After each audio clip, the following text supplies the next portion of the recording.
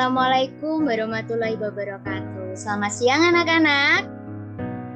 Waalaikumsalam warahmatullahi wabarakatuh. Selamat siang Bu.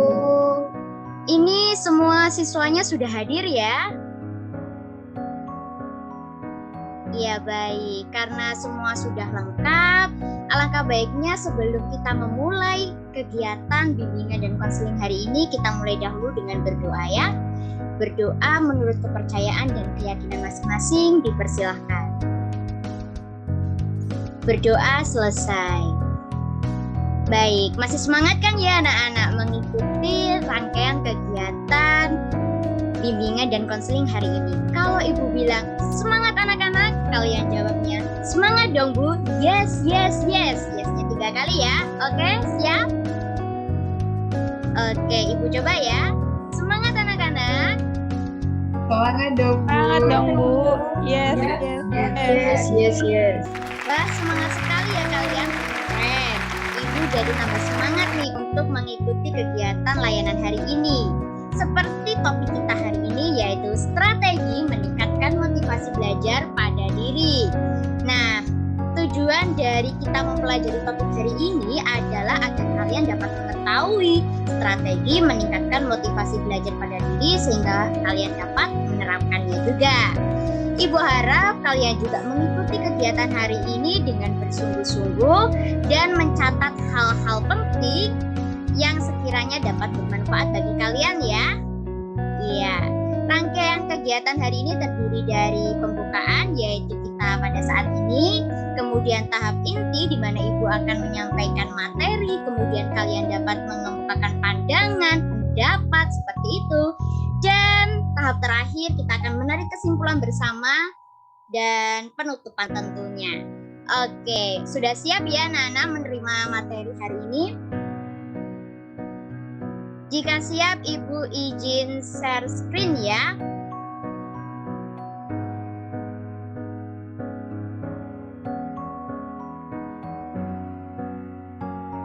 Strategi meningkatkan motivasi belajar dalam diri. Ayo kita cari tahu bersama. Iya, di sini ada kata-kata dari Mahatma Gandhi ya. Hiduplah seolah engkau mati besok dan belajarlah seolah engkau hidup selamanya. Kita lanjut ke slide berikutnya anak-anak. Apa sih itu motivasi belajar? Iya, di tingkat SMK tentu saja kalian sudah sering ya mengetahui atau mendengar tentang motivasi belajar itu sendiri. Tetapi di sini ibu ingin membahas hal ini bersama-sama dengan kalian sehingga tidak ada pemahaman yang melenceng seperti itu ya. Oke. Nah, ibu mau beri pemanasan kalian dulu nih. Dari 5 kegiatan ini yang bukan termasuk kegiatan belajar itu yang mana sih? Kan dulu jawabannya, kita cari tahu di slide kedua. Ya, apa sih itu belajar? Ya, ini kita tuh sudah sering belajar ya, tapi ada saja kesalahpahaman tentang kegiatan belajar itu sendiri. Nah, belajar itu merupakan segala kegiatan untuk meningkatkan ilmu pengetahuan kita, keterampilan kita, wawasan kita, sehingga kita pun menjadi pribadi yang lebih baik lagi. Iya. Nah, terus Bu, kaitannya dengan gambar di depan tadi apa ya Bu? Nah, kita kan sudah tahu ya anak-anak, kalau belajar itu adalah segala kegiatan yang dapat meningkatkan ilmu pengetahuan. Berarti dari 5 kegiatan ini yang bukan termasuk kegiatan belajar tidak ada ya. 5 kegiatan ini adalah 5 kegiatan belajar seperti itu kan. Bu, saya sudah paham loh tentang belajar. Terus motivasi belajar itu apa ya? Iya, kita cari tahu bersama. Di sini motivasi adalah dorongan dasar yang menggerakkan seseorang untuk berkegiatan atau bertingkah laku.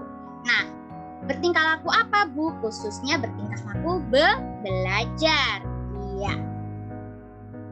Setelah memahami jenis-jenis motivasi, kita belajar apa lagi Bu?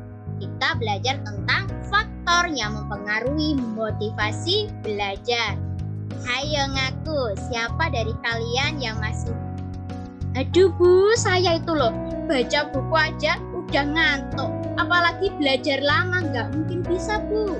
Ada lagi yang bilang, Bu saya kemarin nggak ngerjain tugas karena saya sudah ketiduran Bu. Nah, coba Ibu ingin bertanya nih kepada kalian. Menurut kalian, apa sih hal yang mempengaruhi kalian untuk kurang ingin melakukan perilaku belajar? Ayo, siapa yang berani mengungkapkan pendapatnya? Sepertinya Mbak Aini ya, coba sampaikan pendapatnya. Menurut saya lingkungan sekitar, Bu. Terus juga Wah. teman-teman, lingkungan tempat belajarnya. Wah, hebat. Bagus jawabannya Mbak Aini ya. Iya, betul Mbak Aini. Salah satu dari faktor yang mempengaruhi motivasi belajar itu adalah lingkungannya. Nah, yang Ibu berikan di sini adalah secara garis besar ya. Yang pertama adalah kelengkapan fasilitas. Kemudian pengaruh pola asuh dari orang tua juga penting ya. Perasaan siswa saat itu, misalnya lagi galau, doi kok nggak chat gitu ya, mikirin doi aja pusing, apalagi mikirin tugas, ya nggak sih? Iya, yang ketawa-tawa kayaknya merasa ya Mbak Karen ya. Iya, lalu kondisi kesehatan kalau lagi. Nah, sebelum masuk pada materi, Ibu juga ingin meminta pandangan kalian nih tentang kenapa sih Bu kita kok harus memiliki motivasi belajar tinggi. Nah, mungkin ada yang mau berpendapat? Oke, Mbak Dia, bagaimana Mbak Dia pendapatnya? Ya Bu, menurut saya penting untuk memiliki motivasi itu biar kalau belajar kan biar berprestasi Bu. Oke, bagus sekali jawabannya Mbak Dia. Tepuk tangan ya. Ya, bagus.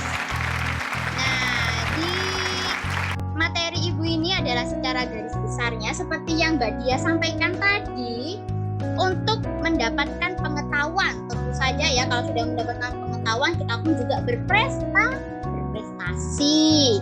Lalu kita juga dapat meningkatkan keterampilan kita, membentuk sikap belajar kita menjadi lebih baik lagi, menumbuhkan mental kita, dan juga perilaku pribadi pada diri kita menjadi positif. Oke, dari kalian ini perlu juga mengetahui nih ciri-ciri seseorang yang memiliki motivasi belajar tinggi. Aku masuk enggak ya? Ciri-cirinya yang pertama adalah tekun menghadapi tugas, dapat bekerja terus-menerus dalam waktu yang lama, tidak pernah berhenti sebelum tugas selesai. Jadi kalian yang masih ngerjain PR-nya di sekolah pagi-pagi gitu ya. Nah, ini perlu ditingkatkan juga ya semangatnya dalam belajar sehingga kalian pun dapat menjadi tekun. Selanjutnya, strategi meningkatkan motivasi belajar pada diri. Bu, kalau saya nggak masuk ciri-ciri dari seorang yang memiliki motivasi belajar tinggi, saya harus ngapain ya Bu? Nah, ada beberapa garis besar ya strategi untuk meningkatkan motivasi belajar pada diri kita. Ada apa saja ya? Nah, ini dia. Ada beberapa hal. Yang pertama, ketahui alasan atau motivasi belajar. Terus, sugesti diri sendiri. Wah, aku itu pintar, aku tuh bisa, aku itu mampu kok mengerjakan hal ini misalnya. Kemudian belajar kelompok. Nah, ini juga penting loh ya anak-anak. Misalnya si A ini agak malas belajar lah. Nah, dia satu kelompok dengan si B yang rajin belajar. Seharusnya si B ini mempengaruhi si A agar si A ini rajin belajar, bukannya si B yang malah mengerjakan semua tugas dan jadi tulang punggung kelompok. Itu salah ya. Lalu beri penghargaan kecil pada diri. Wah, aku kalau ulangan besok 80, aku tak beli cilok misalnya kayak gitu. Nah, ini kan penghargaan kecil yang dapat membahagiakan diri sendiri ya. Lalu istirahat sejenak juga penting karena kita itu bukan robot, kita adalah manusia biasa ya anak-anak ya. Terima kasih. Baik, apa sih kesimpulan dari pertemuan kita hari ini anak-anak? Tadi kita belajar apa saja sih? Tadi kita belajar tentang apa itu motivasi belajar ya, kemudian jenisnya intrinsik dan ekstrinsik, lalu faktor-faktor yang mempengaruhi, lalu juga pentingnya motivasi belajar untuk agar kita dapat memperoleh ilmu pengetahuan, keterampilan seperti itu ya. Lalu ciri-ciri anak yang motivasinya tinggi tadi apa saja? Iya, tadi tekun ya, tanggung jawab dan lain sebagainya. Lalu strategi untuk meningkatkan motivasi belajar pada diri antara lain seperti kita membuat jadwal, istirahat sejenak, rileks, lalu belajar kelompok dan lain sebagainya. Nah, itu tadi ya kesimpulan dari pembelajaran kita hari ini. Ibu harap kalian dapat memperoleh manfaat dari pertemuan hari ini. Ibu juga memberikan kalian tugas untuk mengerjakan lembar kerja peserta didik yang Ibu kirim filenya di grup WA. Kirimkan ke email Ibu maksimal besok siang ya. Oke, terima kasih anak-anak sudah memperhatikan Ibu saat menerangkan, dan Ibu akhiri dulu. Terima kasih. Wassalamualaikum warahmatullahi wabarakatuh. Waalaikumsalam warahmatullahi wabarakatuh. Terima kasih, Bu.